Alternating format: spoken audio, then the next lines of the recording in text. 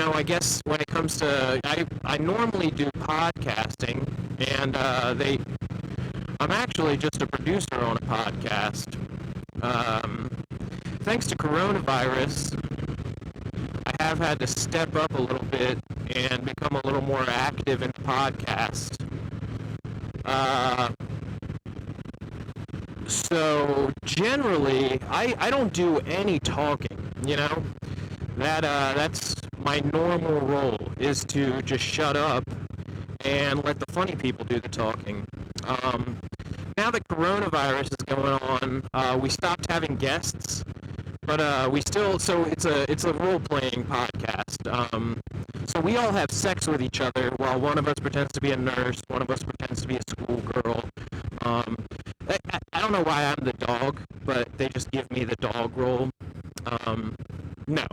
It is a role-playing podcast, but like a role-playing game podcast, like Dungeons and Dragons. So, basically the point of all that is, we have guests on, and the guest plays a character. So you can't just be a guest on the podcast. You have to actually involve yourself in the role play. But now, since coronavirus has been going on, we've been doing everything virtually. We decided it was just easier for me to play the guest character, because we couldn't just get rid of the guest character, because then we would have to build a whole new character. If you're familiar with role-playing games, you'll know what I'm talking about. We would have basically had to kill off the character or just have them disappear and then reappear. It was just easier. Or we could have killed it off and then built an entirely new character, which would have meant that character, if you've ever played a video game, it would mean that character would basically join the crew and everyone would be leveled up except for the guest character, which would not be fun. Basically, the way we play it, we make the guest character just super strong and honestly kind of dumb, because we put all the points into strength and defense and stuff like that, so that you can just the guest character can come on and just have fun. You can, if you want to come in and just fight the bad guys, if that's what you want to do when you're playing a guest, then we set it up so you can do that. But if we killed them off, then basically we're at level, I think, like 5 now, 4 or 5. If we killed them off, then we would basically have to just have the guest character start back at level 1, which wouldn't be fun for anyone who actually comes in and plays a guest. So all that is to say that I have been playing the guest character, which means I've actually been having to talk.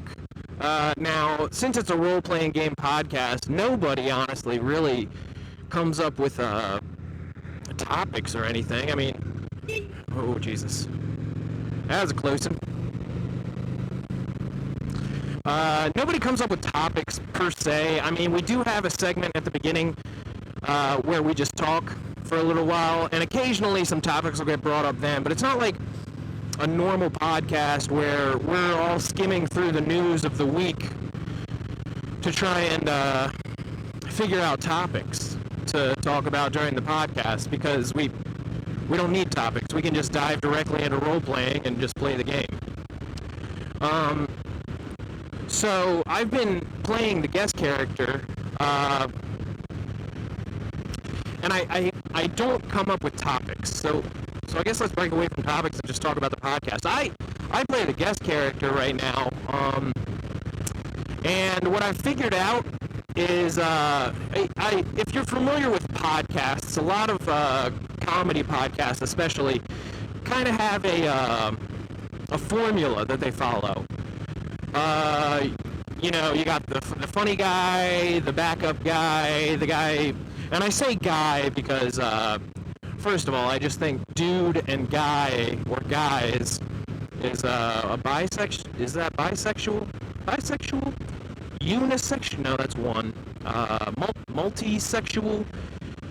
An ungendered term.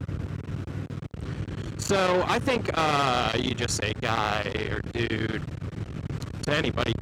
My wife strongly disagrees when I call her dude, but she can suck my pud. but also generally podcasts are just a group of white dudes, which isn't the case with our podcast. 2 of our members are not white. But so anyway, I have found out that my role in the podcast is to be the laugher, generally. And it's not like I go out of my way to try and do that. I just find a lot of stuff funny. And the people that work on the podcast are funny fucking people. So, I laugh. I laugh at a lot of stuff. But now that I actually have to talk, it took me a while to figure out what my move was, you know, because once you start having to talk, you can't just be the laughing guy, you know, you have to have some kind of input, especially in this format where we're playing a role-playing game. You're gonna have to talk no matter what. You got no choice. So, you know, obviously everyone gets an opportunity to get some jokes in, which is great. You get a little sense for everyone's sense of humor. But I have found out my the best seat for me, if you will, is kind of the alley-oop guy. In other words, I toss an alley and let the other funnier guys give it the oop. So I throw a layup and they dunk. Basically what that means is I kind of, if you're familiar with improv, I'm kind of the guy who tosses up the yes and. You know, I'll toss up a scenario and you yes and it. That's not to say I haven't had a time or two where I throw a joke in there.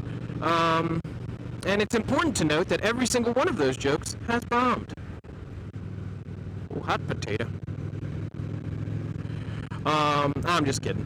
I've had jokes land. But because I kind of sit in the background, I'm more of a background joke, if that makes any sense at all. It doesn't even make sense to me.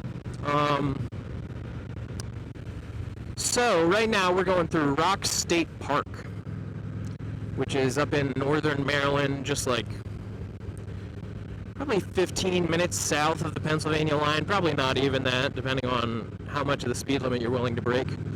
But it pretty much rides right along this creek. I can't remember what the name of this creek is. White Deer Creek or something like that. It's got a name. I'm never going to think of it. But, yeah, this ride is incredible, especially right now. It's middle of July right now. It's super hot, and you get a whole bunch of this shade. You're right by the water, so it's nice and cool. And this is only a portion of the park. The main juice of the park is what we're coming up to here in just a minute. Is a little trail that goes up to this big giant rock formation called the King and Queen Seat. And I believe it is called that. Oh geez, they have just recently redid this. I believe it's called that because way back in the day, before this land was settled by the white man, there were a bunch of Indian tribes in this area, and one of the Indian tribes kind of ran this area of land. If you're familiar with the TV show Ozark, I just finished watching through to the 3rd season, which apparently they're making a 4th season right now. But so I finished watching through the 3rd season. So if you're familiar with that show, these Indians were kind of the Snells of this area. This was their land, and they kind of ran it. So all that is to say that they were in charge of this. I don't want to call it a mountain. It's technically a mountain, but if you live anywhere where there are actual mountains, you would laugh because this isn't a mountain. You know, this is a big hill with sharp cliffs. But so they ran this mountain, And there's this big rock formation. It's basically a big cliff. And, since it's a cliff, you really have a good view of what's happening in the gully. Would you call it a gully? Let's see, I'll think of the ditch. It's a ditch. It's a cliff ditch. So when you're up on this cliff, you have a really good view of the cliff ditch. And so the king and queen of this Indian tribe, I can't think of what the name of the tribe was. Was I just not paying attention? Yeah, I wasn't paying attention. So this is a botched video. This was the first one that I thought might work because I think I figured out the audio. It's still not great. I have a really garbagey mic that I think I got for $20 on Amazon. So the microphone sucks. So I've noticed that it does cut out a bit. So it would be hilarious if it cut out right when I was talking about it cutting out. That'd be phenomenal. Here we go.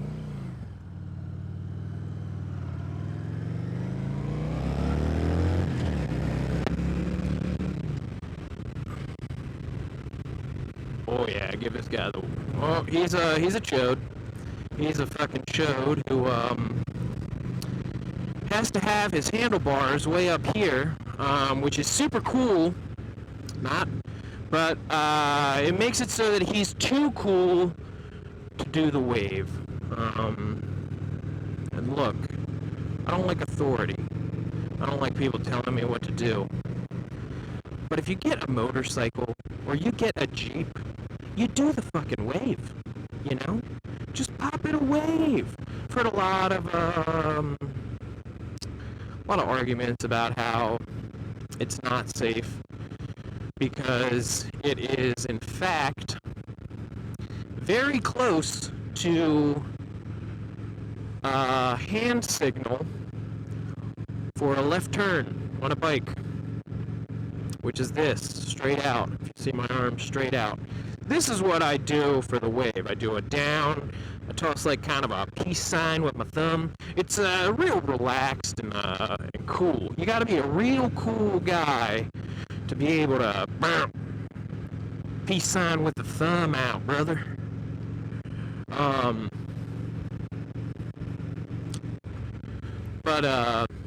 So I think it's far enough from the left turn signal that just fucking toss it. You see a guy on a motorcycle or a lady on a motorcycle, you fucking toss it. Give it to him. Give it to him good, too. You don't want to half-ass you're giving it to him.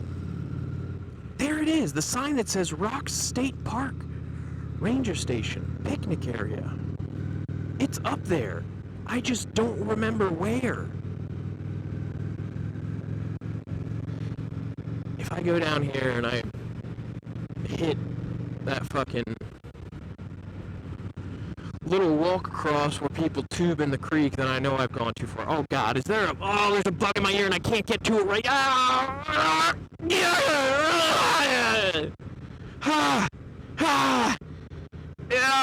gotta pull over. This is disgusting. Oh my God. Oh, it's in there. I can feel it.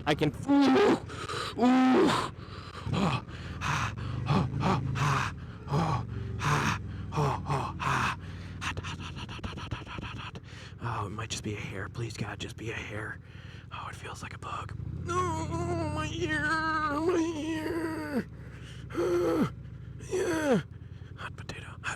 That potato is hot. Oh, Jesus Christ. I gotta take this off. All right, thanks for tuning in.